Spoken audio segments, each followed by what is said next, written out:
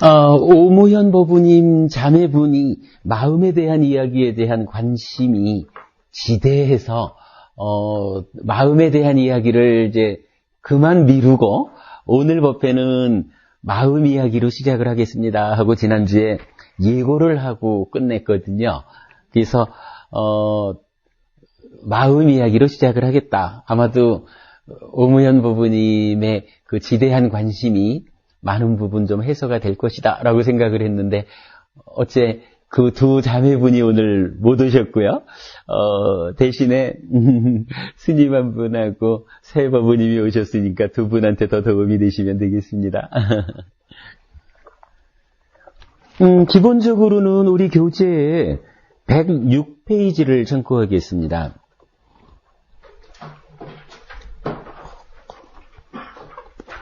106페이지는 전개되며 정의되는 심의식과 두 가지 현상으로 설명하는 삶의 전개 과정이라고 큰 제목이 되어 있거든요. 이 이야기를 이제 좀, 시간 되는 만큼 좀 말씀을 드리고요. 좀 여유 시간이 좀 충분히 있으면 오늘 나눠드린 자료 중에 사쌍팔배라고 하는 성자에 대한 이야기.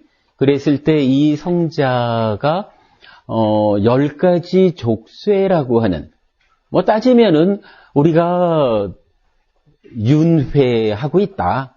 그냥 태어났기 때문에 늙고 병들고 죽고, 죽으면 또 태어나서 늙고 병들고 죽고, 이렇게 삶의 과정을 반복하게 되는데 우리가 이 윤회하는 이 과정에서 벗어나지 못하게 발목을 딱 붙잡고 있는 거, 발목을 딱 붙잡고는 벗어나지 마! 하고 붙잡고 있는 것이 10가지가 있다. 이런 얘기죠. 그러니까 발목 잡고 있는 것으로의 족쇄가 10가지가 있는데 아무튼 부처님은 사쌍팔배라고 해서 이 부처님 가르침을 공부해서 괴로움에서 벗어나는 그 과정에서 누구나 그냥 우리처럼 옷만 갈아입으면 다 승가 이렇게는 정확하게는 부르지 않는 거거든요. 깨달음의 일정한 단계에 올랐으면 그 깨달음의 단계로부터 완전히 아라한 될 때까지를 8단계, 크게는 4단계, 작게는 8단계로 구분을 해가지고 사쌍팔배라는 말을 쓰거든요. 그랬을 때 그 사쌍팔배를 분류하는 기준이 요 발목 잡고 윤회에서 벗어나지 못하게 딱 채우는 족쇄 10가지를 가지고 그 기준을 잡아서 이제 정의를 하죠. 그러니까 마음 이야기가 적당하게 좀 맞춰질 수 있으면 오늘 두 번째 주제로는 그 10가지 족쇄를 설명드리면서 우리가 보통 이제 성자라고 말하는 성자, 사쌍팔배에 대한, 그래서 우리가 이제 부처님과 가르침과 승가에 의지합니다. 불법승 삼보에 의지합니다라고 말할 때 이 승보는 어떻게 정의되는가? 거기까지를 한번 해보려고 합니다. 시간이 되면 거기까지 가고요. 시간이 부족하면 다음 주에도 이어서 하는 것으로 그래야 하겠습니다. 일단 마음이라고 하는 걸 한번 보겠습니다. 마음이라는 게 어떻게 쓰이나요? 기본적으로는 나라고 하는 존재, 나는 누구입니까 하면은 몸만 가지고 나라 하지 않고 마음만 가지고 나라 하지 않는다. 몸과 마음이 하나로 함께 할 때 나라고 한다. 자기 존재 이렇게 말하는 거죠. 이렇게 이제 약간 크게 나를 구성하는 한 파트로서의 마음, 이런 마음도 있고요. 그런가 하면 여러분 또 우리가 많이 쓰는 이런 마음도 있죠. 안이비 설신의 색 성향 미촉, 법 이래서 육근, 육경 이렇게도 말을 하죠. 그러니까 눈, 귀, 코, 혀, 몸이라는 이 몸으로 구성된 감각 기능 또는 감각 주관 이렇게 말하는 육근이라고도 하고 육내입처라고도 하는 그때의 5가지가 몸에 해당한다면 의라고 하는 거 요거는 사실 마음에 해당하죠. 그러면 우리가 마음이라고 부를 때에 몸과 마음 이렇게 말하는 마음도 있고 안입이 설신의 색성향 미척 법 이렇게 말할 때 의라고 하는 것도 어쨌든 이것도 마음이죠. 그죠?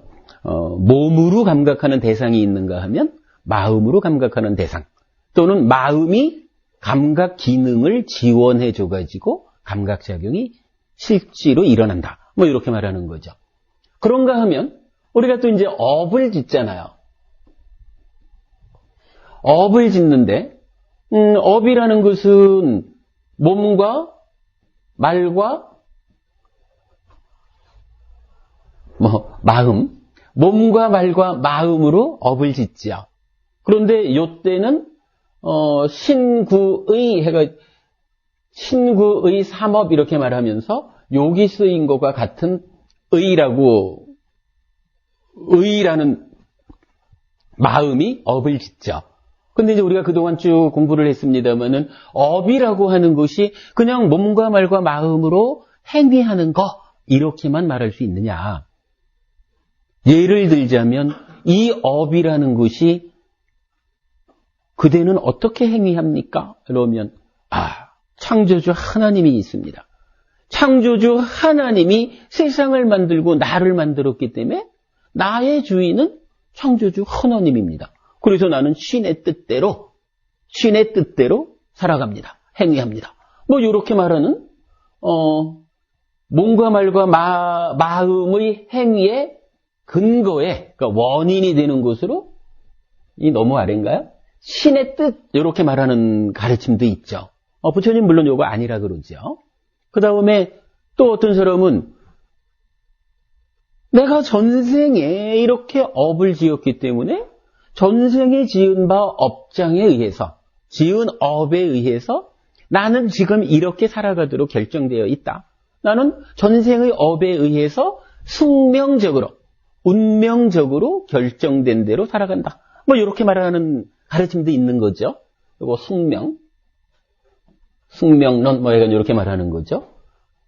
또 어떤 가르침에 의하면은 행위라는 것은 그냥 행위하는 것이지 거기에 무슨 원인이 있습니까? 무슨 조건이 있습니까?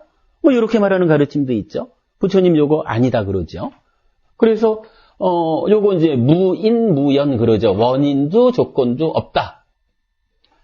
신의 뜻에 의해서 행위하는 것도 없다 그랬고 숙명에 의해서 결정된 대로 행위하는 것도 아니다 그랬고 무인무연 원인도 조건도 없는 행위다 하는 거 아니다 그랬거든요. 그러면 부처님은 여기서 이 3가지 다 아니다라고 하면 아니다라고만 하면은 안 되잖아요. 뭔가 답을 줘야죠. 부처님은 여기서 그렇게 말하죠. 업이라고 하는 것은 마음을 원인으로 하는 것이다. 이렇게 말한단 말이죠. 그래서 내가 마음으로 내 마음이 원인이 되어가지고 몸과 말과 마음으로 행위합니다. 이것을 업을 짓는다 그러죠. 거기서 공부한 거지만은 그러면 마음이 원인이 돼서 몸과 말과 마음으로 행위를 하는데 왜 어떤 사람은 나쁜 행위를 해가지고 괴로움을 만들고 어떤 사람은 좋은 행위를 해서 행복을 만듭니까? 이럴 때 요 마음의 상태를 결정지어주는 어떤 것이 있습니다. 무엇이 있습니까? 욕심과 성냄과 어리석음이라는 게 있습니다. 탐진치 삼독 이렇게 말하는 거죠. 다 아시죠? 탐진치 삼독이라고 하는 요런 오염원들에 의해서 마음이 오염이 되면 나쁜 행위를 해가지고 괴로움을 만드는 거고 탐진치라는 오염원에서 벗어나면 마음이 청정한 마음이 청정한 행위를 해서 행복을 만든다. 뭐 이렇게 말하는 거죠. 그러면 이제 이게 이제 하여간 업에 대한 큰 정의죠. 우리가 업을 하여간 신구의 삼업 요렇게만 알아가지고는 절대 안 되죠. 그거는 불교하는 사람이 할 얘기가 아니죠. 불교 안 하는 누구도 행위라는 것은 몸과 말과 마음으로 하는 줄 알지요. 불교 공부하는 사람은 우리가 업이라고 행위라고 하는 것은 마음을 원인으로 하는데 이 마음이 탐진치라고 하는 오염원에 의해서 오염될 것인지 벗어날 것인지 요것에 따라서 행복할 건지 괴로울 건지가 결정되는 겁니다. 요걸 말할 수 있어야 불교 공부하는 사람이죠. 요건 반드시 기억해야 되죠. 이럴 때에 몸과 말과 마음의 행위 이럴 때 요 마음은 좀 전에 말씀드린 대로 의였거든요. 그런데 이러한 행위의 원인이 되는 요 마음은 뭔가요? 빠니토부부님. 요 마음을 이때는 심자를 쓰잖아요. 다르죠, 그죠? 물론 이제 여기서 이제 이 탐진치라고 하는 거 마음 심자 이 마음을 오염시키든 말든 하는 이 탐진치는 어떻게 생겨납니까? 이러면 사실은 이것도 또 마음의 작용에 의해서 생겨나죠. 이거 좀 이따가 볼 거고요. 이랬을 때 이 마음은 그러니까 알식자를 쓰는 식이라고 하는 마음이죠. 이렇게 놓고 보면 마음이 좀 여러 가지가 나타나요. 그죠? 여러 가지가 나타나거든요. 그래, 요것도 한 번으로 써볼까요? 그러니까 처음에 몸과 마음으로서 나를 이룹니다. 요럴 때의 요 큰 의미의 마음, 요것도 알식자를 쓰는 식이거든요. 그러면 크게 식이라는 마음이 있고 의라고 하는 마음이 있고 여기도 의라는 마음이 있고 여기에는 이제 심이라는 마음이 나타나고 여기에서 다시 식이라는 마음이 나타났거든요. 이렇게 보면 마음이 어떻게 돼요? 심이라는 마음이 있고 의라고 하는 마음이 있고 식이라고 하는 마음이 있어요. 이 세 가지 마음을 어떻게 우리가 이해해야 할 것이냐? 오늘 공부가 이제 이 내용이 될 거고요. 불교 공부한다는 게 아무래도 몸을 잘 건강하게 만들어가지고 행복해지자. 이런 공부의 측면보다는 아무래도 마음을 잘 관리해서 행복해지자. 라고 하는 쪽에 방향을 잡고 있다면 마음에 대해서 바르게 이해하는 것은 참으로 중요한 일일 것이다. 이렇게 생각할 수가 있죠. 자, 이렇게 일단 마음은 심이라고도 불리고 의라고도 불리고 식이라고도 불린다. 여기서 빨리어로 한번 표현을 해볼까요? 마음 심자는 빨리어로는 찢다라고 쓰죠. 의라고 하는 마음은 만어 이렇게 쓰고요.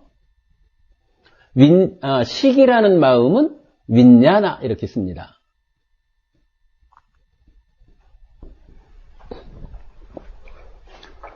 아무튼 마음은 찢다라는 마음, 만어라는 마음, 윈냐나라는 마음 세 가지가 나타나고 있다. 자, 이랬을 때 우리 106페이지 책을 잠깐 보겠습니다. 그 박스에 보면 자바함 안내입처경은 의 내입처자 약심 의 식 비색 불가견 무대라고 하는데 심 의 식은 같은 것이고 물질이 아니며 보이지 않고 거리끼지 않는다고 합니다. 요거는 이제 니까야 이야기가 아니고요. 아함경에 나오는 이야기입니다. 아함경에서 심의 식은 같은 것이고 비색 물질이 아니고 불가견 보이지 않고 무대 거리끼지 않는다. 부딪히지 않는다. 이렇게 이제 정의하고 있어요. 또한 배우지 못한 자경 1, 그러니까 상유따니까야 12번 상유따의 61번 경입니다. 는 심, 찢다라고도 의, 만호라고도 식, 윈냐나라고도 부르는 이것이라고 하여 안내입처 경과 같이 심의 식은 같은 것이라고 설명을 합니다. 이렇게 나와요. 그러니까 이 얘기가 뭔가요? 심의 식이라고 하는 세 가지 마음이 있는데 심과 의와 식은 같은 것 이렇게 표현을 하는 거죠. 그죠? 요 내용 그대로 이해가 되죠? 심과 의와 식은 같은 것 이렇게 이제 표현을 정의가 되어 있는 겁니다. 자, 이제 이렇게 놓고서 이제 우리가 조금은 좀 다른 측면에서 이 마음 관계를 좀 볼 필요가 있겠다 하는 건데요. 사실은 지난 한 1600년 정도, 그러니까 부처님 돌아가시고 대략 2600년 됐다라고 치면 2555년 된 거죠. 2600년이라고 보면 대략 부처님 돌아가시고 한 1000년쯤 지나가지고 이제 주석서들이 이제 많이 이렇게 정리가 되었겠죠. 그래서 우리가 요새 많이 접하는 아비담마, 사실은 이제 아비담마 자체가 아니고 아비담마에 대한 주석서 이렇게 되는 거죠. 이렇게 이제 부처님 가르침에 대한 우리 선배 스님들의 정리 작업이 거의 1600년쯤 전에 체계화되었다, 완성되었다 이렇게 말할 수가 있을 것 같은데, 그 1600년이라는 세월, 그러니까 부처님 돌아가시고 나서 대략 1000년쯤 후부터 지금까지 이 1600년의 세월 동안에 바로 요 경에서 말하는 심이라고도 의라고도 식이라고도 부르는 이것 해서 찢다와 만호와 윈냐나는 같은 것이다. 요렇게 이제 우리가 마음을 정의하고 불교 공부를 시작했다. 이렇게 봐야 될 것 같아요. 근데 이제 제가 니까야를 쭉 공부하다 보니까 조금 애매한 부분을 발견한 게, 분명히 찢다도 마음이고, 만호도 마음이고, 윈냐나도 마음이긴 한데, 요 찢다가 쓰이는 경우하고, 만호가 쓰이는 경우하고, 윈냐나가 쓰이는 경우가 각각이 조금 달라 보여요. 경에서 부처님은 그냥 세 가지가 같은 거니까 그냥 기분 내키는 대로 만호라고도 했다가 윈냐나라고도 했다가 찢다라고도 했다가 우리가 그냥 늘 말하듯이 이래도 마음 저래도 마음 이렇게 마음을 쓰지는 않죠. 부처님은 분명히 경전에서 각각이 찢다 만호 윈냐나라고 하는 세 가지 마음을 구분해서 쓰더라라고 하는 거를 이제 우리가 발견할 수가 있죠. 자, 이 발견을 토대로 해서 이야기를 좀 시작해 보겠습니다.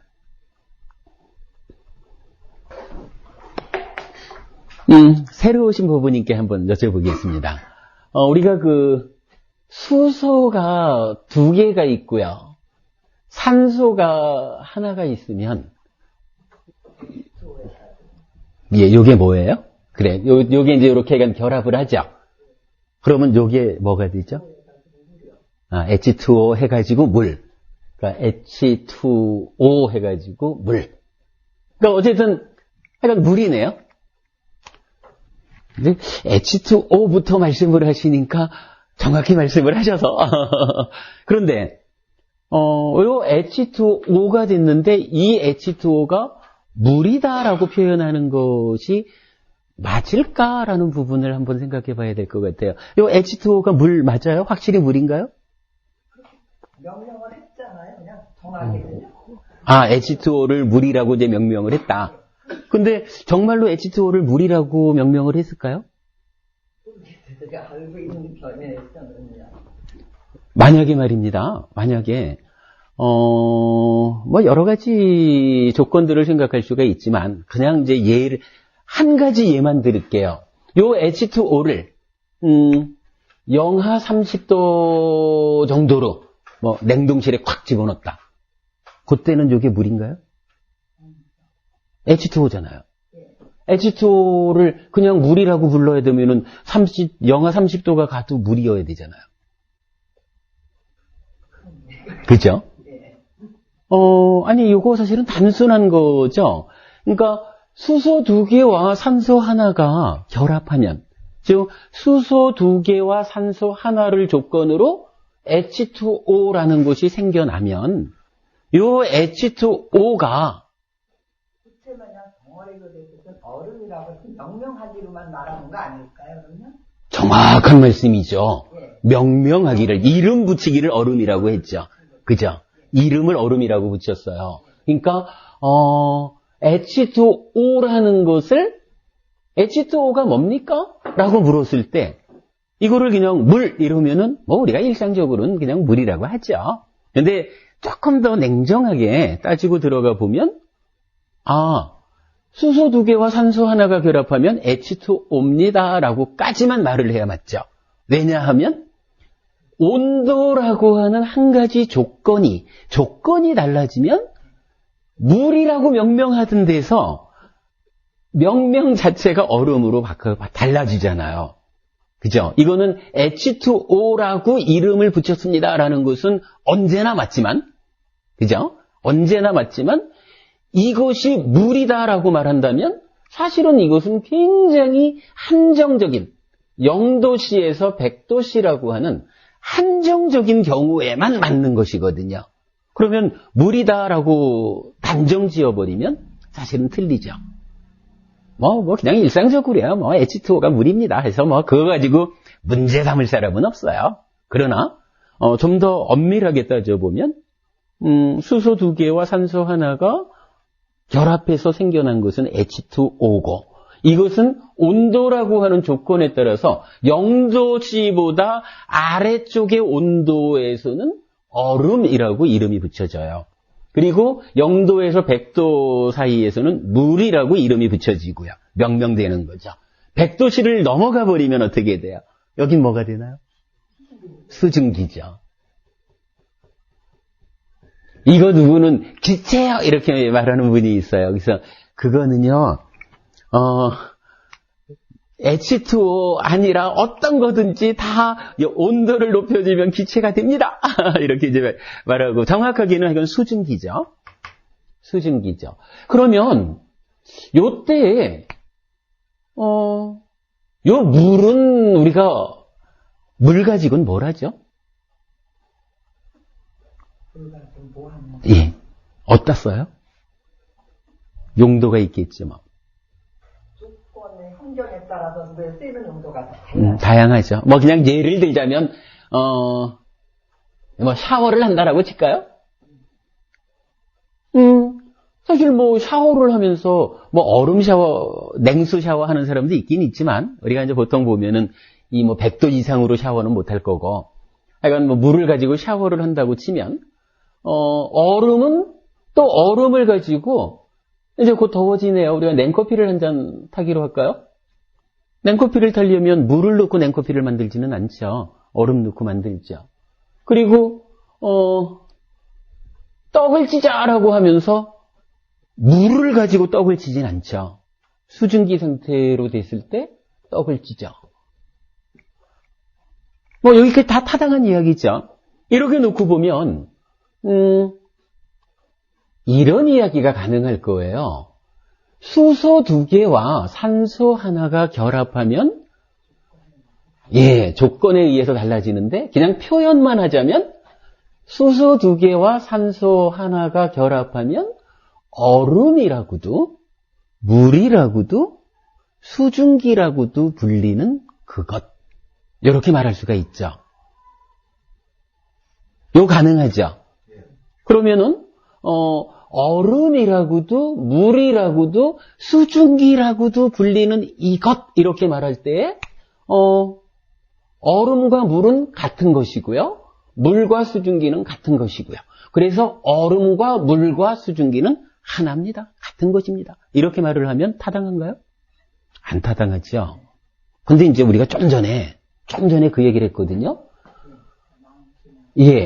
심이라는 것도 있고 의라고 하는 것도 불리는 것도 있고 식이라고 하는 것도 있었어요. 근데 경에서 분명히 심이라고도 의라고도 식이라고도 하는 이것 이랬을 때 그러므로 똑같은 것이다. 이렇게 말하면 뭐 이렇게 적용되는 경우도 있겠지만 우리 마음이 과연 이렇게 같은 것으로 정의될 수 있는 것이냐 하는 부분을 봐야 되죠. 만약에 심이라고도 의라고도 식이라고도 불리는 이것이 얼음과 물과 수증기를 원래적으로 말하는 우리 그냥 뭐 이거 몸통 이렇게 표현을 해볼까요?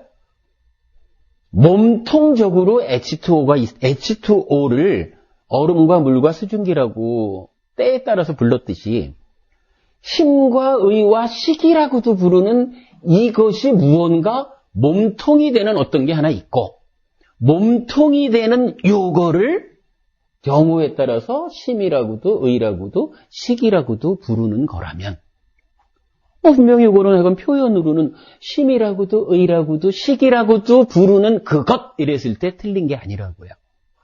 그런데 만약에 이 질문의 처음에 이제 그렇게 말씀을 드렸지만 만약에 마음이 H2O와 같이 그러니까 H2O와 동일한 구조로 설명될 수 있는 거라면 얼음과 물과 수증기를 하나라고 보아가지고 얼음을 가지고 샤워를 하자거나 얼음을 가지고 떡을 치자라고 하면은 이거는 좀 곤란하죠? 우리 삶을 행복으로 이끄는 방법은 아닐 거예요. 그렇다면 얼음을 잘 관리하고 활용하자라고 하는 측면에서 문제가, 이거는 잘하는 방법이 아니죠. 마찬가지로 물을 잘 관리하고 활용하자라고 할 때, 물, 똑같은 건데, 해가지고, 영하 몇십 도 되는데 가서 물을 보관하자! 이렇게 관리하려고 치면 좀 곤란하죠. 그런 거. 이렇게 몸통으로는 하나지만, 조건에 따라서 각각이 다른 양태, 다르게 명명되는 것이라면, 각각의 양태, 용도에 따라서 관리와 활용이 달라져야 되잖아요. 요 관리와 활용을 잘 해야 이 H2O에 의해서 우리의 삶이 괴로움을 만들지 않고 괴로움이 소멸된 고멸, 즉 행복, 즐거움을 만든다. 이렇게 되는 거잖아요. 그렇다면 이제 하물며 그러니까 H2O, 물이라고 하는 것도 어떻게 관리하고 활용할 거냐에 따라서 우리 삶이 괴로울 거냐, 즐거울 거냐가 결정된다면 그 이전에 나를 정의하는 몸보다도 훨씬 더 나인 채 하는 중요한 요 마음이 만약에 조건에 따라서 심이라고도 불리고 의라고도 불리고 식이라고도 불리고 몸통은 하나인 만약 그런 거라고 하면 심일 때는 심대로 관리하고 활용을 해줘야 될 거고 의일 때는 의대로 관리하고 활용을 해줘야 될 거고 식일 때는 식대로 관리하고 활용을 해줘야 될 것이다. 그래야 요 마음이라고 하는 요것에 의해서 내 삶이 괴로움으로 가지 않고 괴로움을 만들지 않고 행복을 만들 것이다.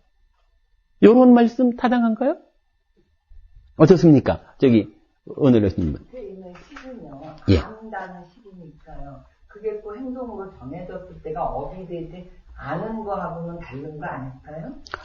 예. 그 부분은 우리 계속 좀 더 공부를 하기로 하고요. 아직은 그냥 요런 말이 있다라고만 했으니까, 각각에 대해서는 공부를 좀 더 해야 되거든요. 다만, 제가 지금 말씀드리는 것은, 이 각각이 각각대로 관리되고 활용될, 그러니까 각각대로 알아져야 될 것이고, 각각대로 쓰여져야 될 것인, 그럴 필요성이 있겠느냐라는 이런 측면에서는 공감하십니까?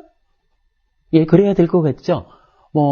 예를 들어서 이 구분을 잘 모르니까 마음 심자를 쓰는 업이라고 하는, 아까 그 업의 원인이 되는 거였잖아요? 그 마음 심자를 쓰는 그 자리에 가서 이것을 의라고 하는 상태로만 들여다보고 해결하려고 하면 해결이 안 될 것이다. 이런 부분이 있겠죠. 그렇다면 일단 하여간 여기까지는 우리가 공감한 것으로 하시자고요. 마음이라고 하는 것이 심이라고도 불리고 의라고도 불리고 식이라고도 불리는데, 이것이 그냥 지난 1600년 동안 우리가 심 이퀄 의 이퀄 식 이렇게 동일한 것으로 배워왔다면 이제 거기에서 조금 탈피해가지고 부처님께서 닉가야를 통해서 만호는 만호대로, 찌따는 찌따대로, 윈냐나는 윈냐나대로 구분해서 사용하신 그 의미를 정확히 알아서 그 의미에 맞게끔 다스려서 우리 삶을 행복으로 만들어 가야 되겠다. 요렇게 마음 문제에 접근을 해보자 하는 측면입니다. 그렇게 되겠죠?